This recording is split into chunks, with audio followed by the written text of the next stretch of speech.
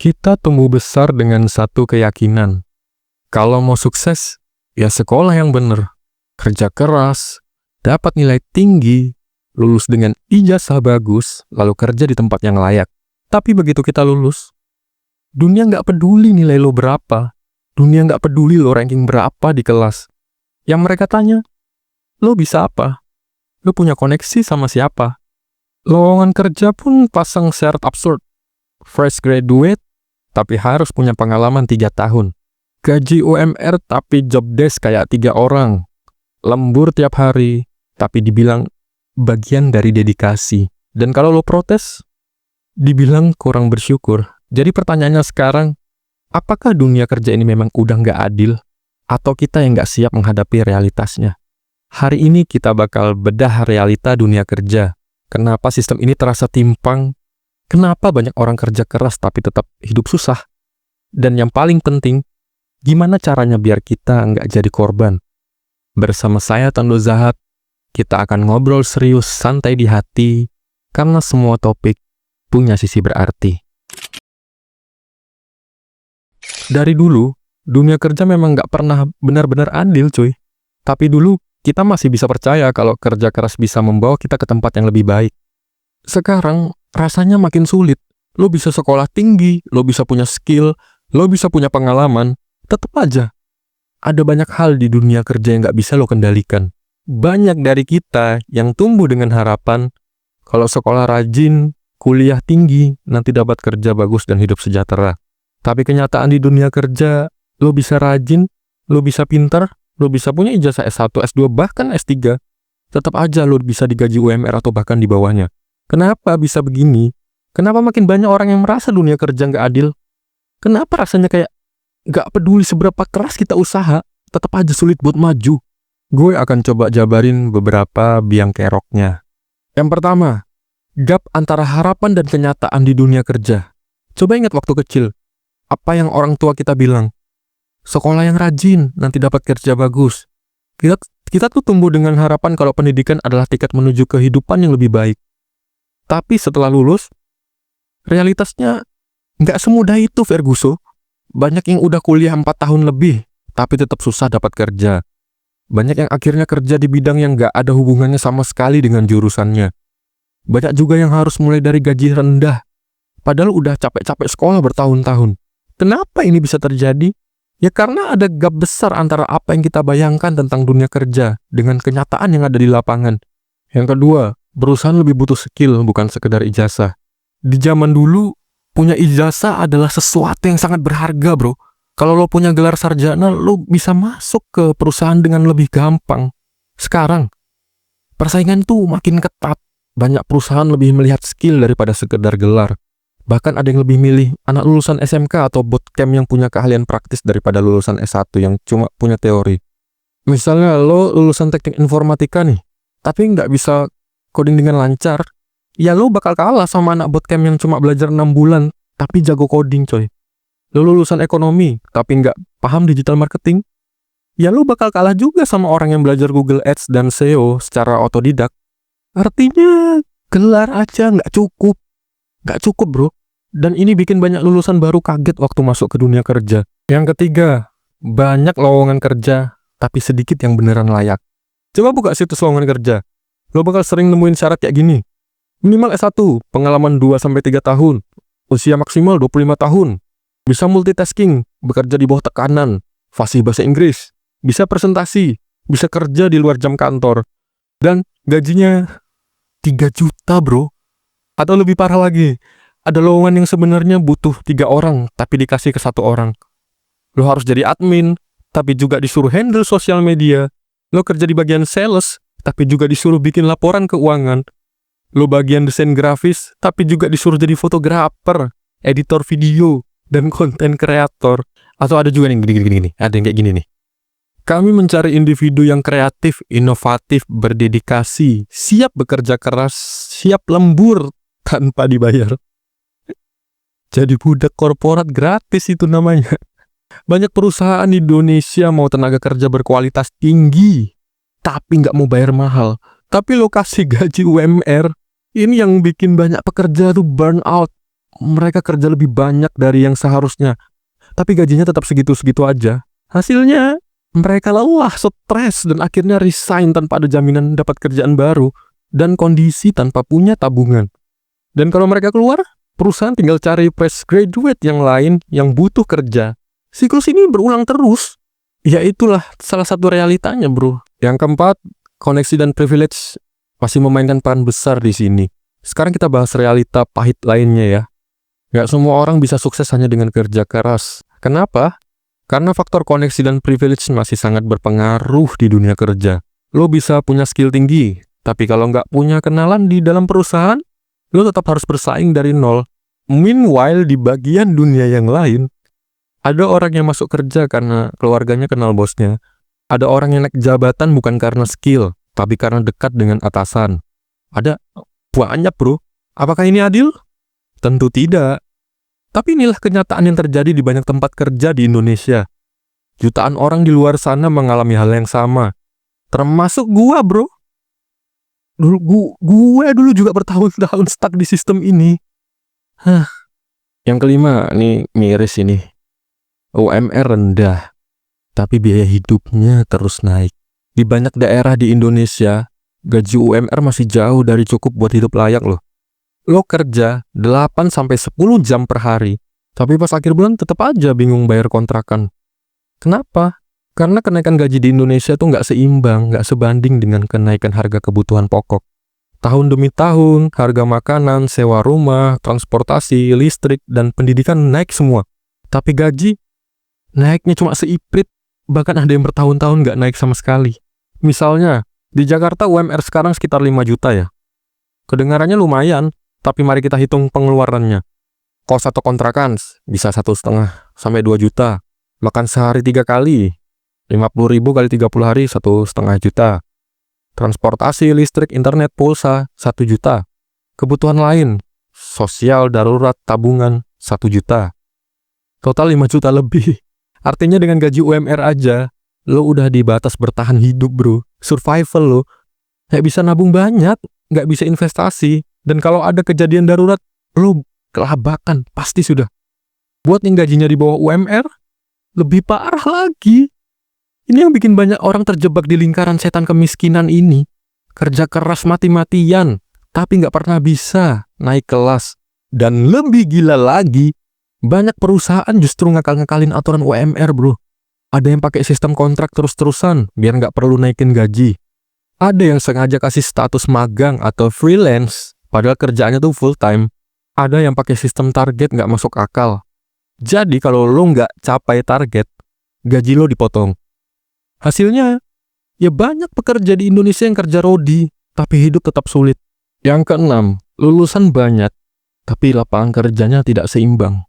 Setiap tahun, lebih dari 2 juta orang lulus kuliah di Indonesia. Tapi apakah ada 2 juta pekerjaan baru setiap tahun? Jawabannya, enggak. Lulusan makin banyak, tapi lapangan kerja tumbuh lebih lambat.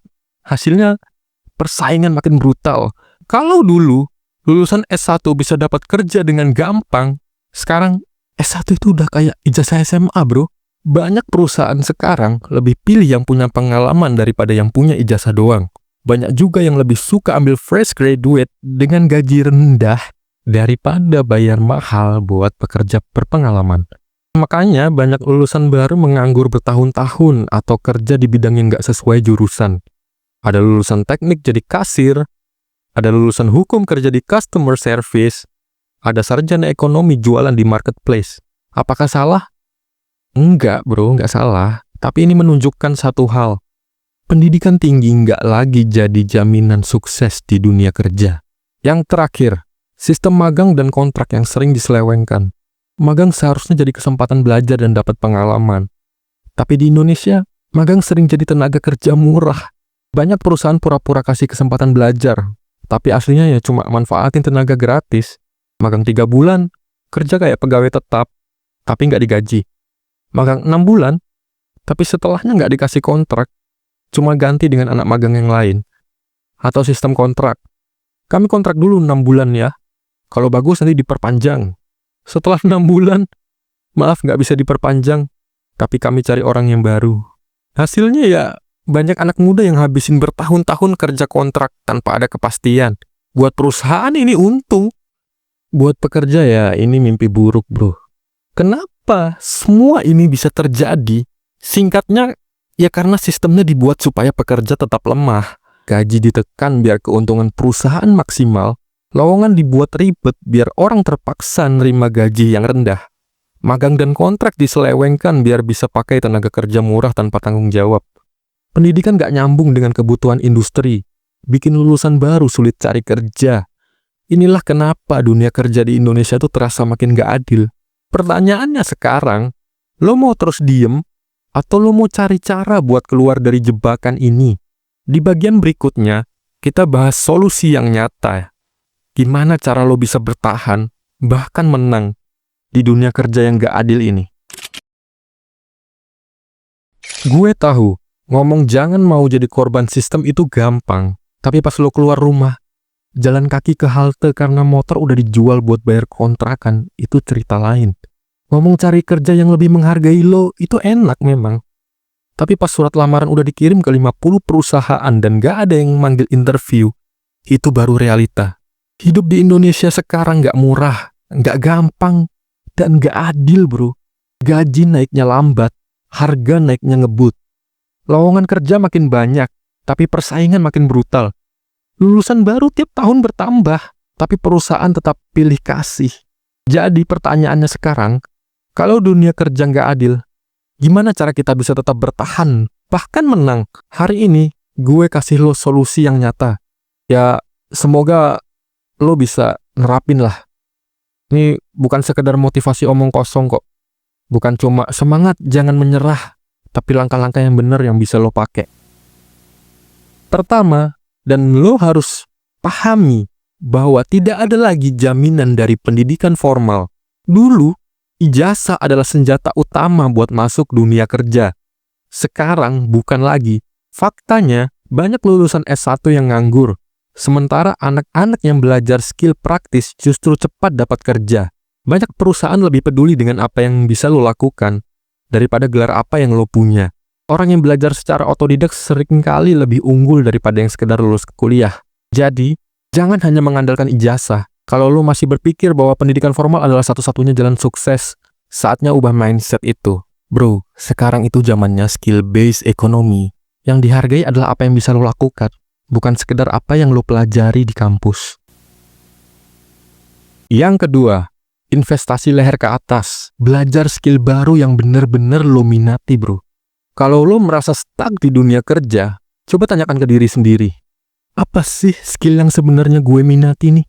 Seringkali kita terjebak di pekerjaan yang gak kita suka, hanya karena kita butuh uang. Padahal, kalau lo mau investasi ke diri sendiri, lo bisa keluar dari jebakan itu.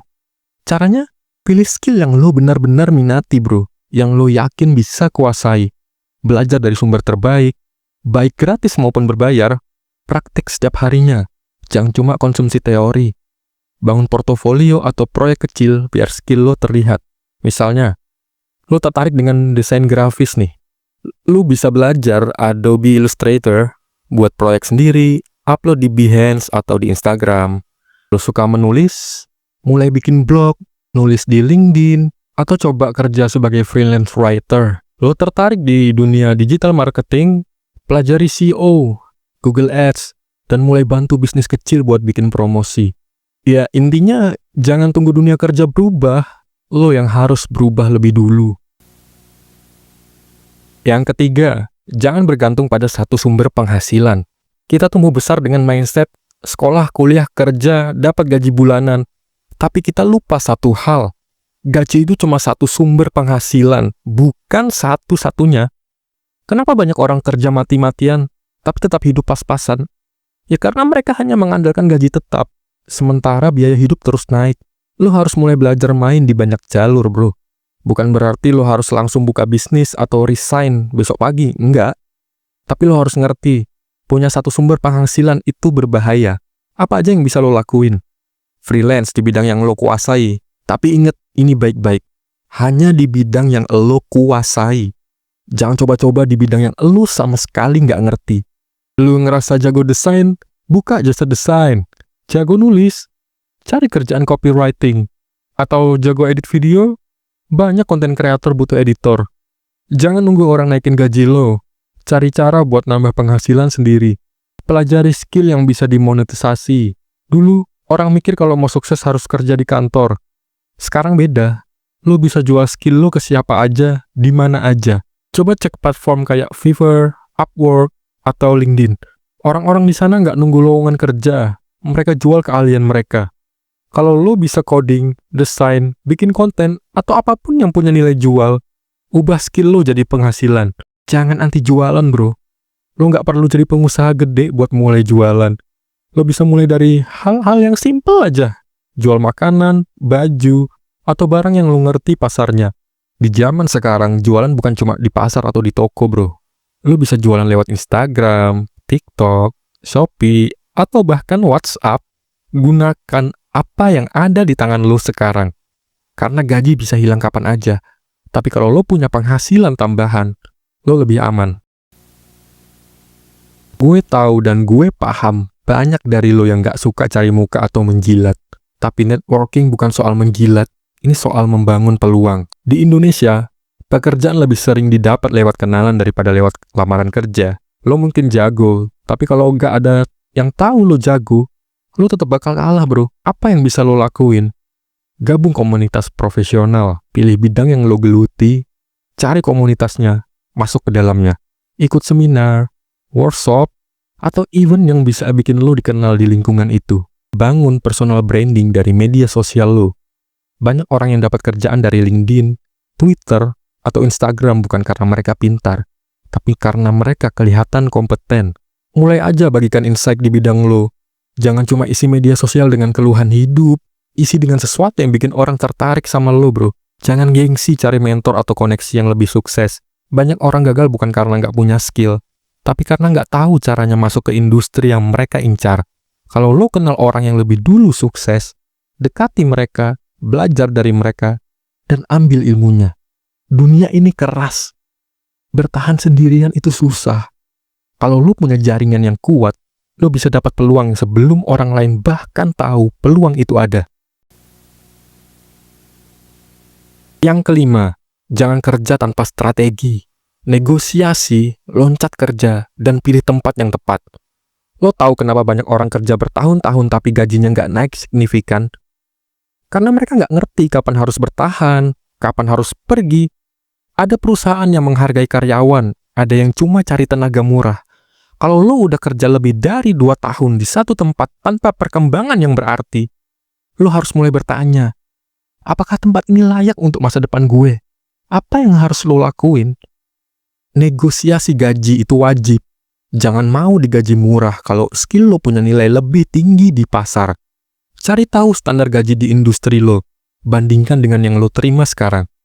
Kalau perusahaan nggak bisa bayar sesuai standar, lo harus siap pindah. Jangan takut loncat kerja.